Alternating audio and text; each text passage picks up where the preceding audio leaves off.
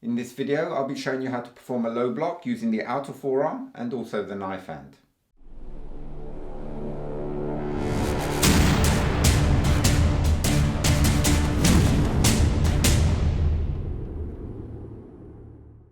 The purpose of a low block is to intercept an attack aimed for your lower abdomen and points below. The forearm low block and the knife hand low block are performed slightly differently, so I'll start explaining the forearm low block first. The part of the arm you use is the outer forearm, which is the first third of the forearm. Practice the blocking movement by placing the blocking arm on top of the reaction arm. The palm will be facing upwards and towards you, and the reaction fist will have the palm facing downwards. Bring the arm down and across with a twisting action, and the elbow should bend outwards 25 degrees at the end. So practice this many times with a sharp twist at the end. And if you assume that the attack is a front snap kick aimed at your lower abdomen, your blocking tool will make contact with the front of your opponent's tibia. And this is why you need a downward motion with this block. At the end of the block, the outer forearm will end up in line with your lower abdomen. Now, if you practice this on both sides, the next stage is to perform it in walking stance. So take your left leg forward and practice the blocking movement again, but this time utilizing hip jerk. This is to add mass to the technique and initiate the kinetic chain where the hip jerk will help the abdomen to jerk, turning the shoulders, helping the arm to accelerate. Also extend the elbow at the end as you twist, but make sure that the elbow remains bent 25 degrees. The opposite arm will pull back sharply, twisting so that the fist ends up beside the hip. All this is done in a very short, sharp movement, so avoid twisting too much. This will just slow down the movement. So in order to practice this exercise, allow both feet to pivot. This will help the hip jerk. So raise the heels very slightly and drop the heels very sharply as you pivot. This will help the hip jerk be much sharper.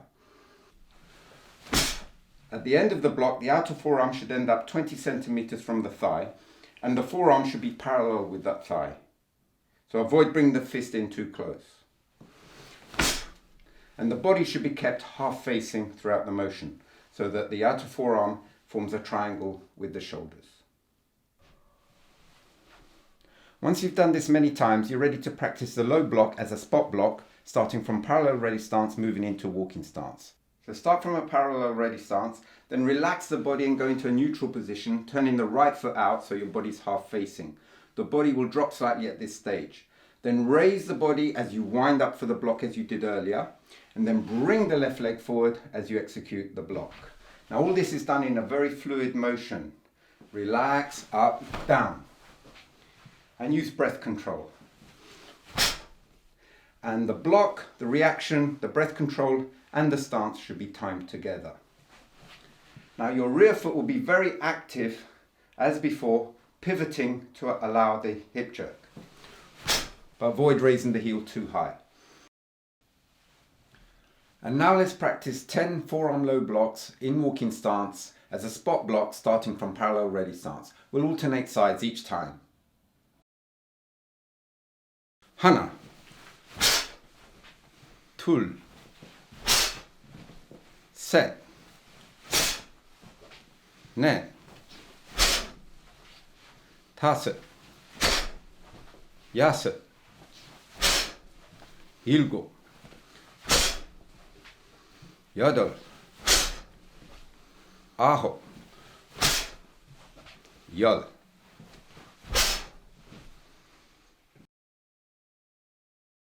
For the knife hand low block, you can practice everything we've done with the forearm low block, but be aware of these differences.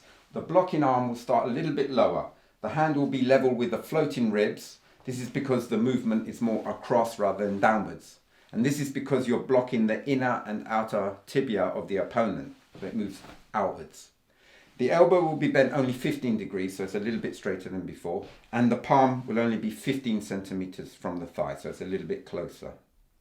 Now, if you want to know how to form a knife hand, check out my video on blocking and attacking tools #1.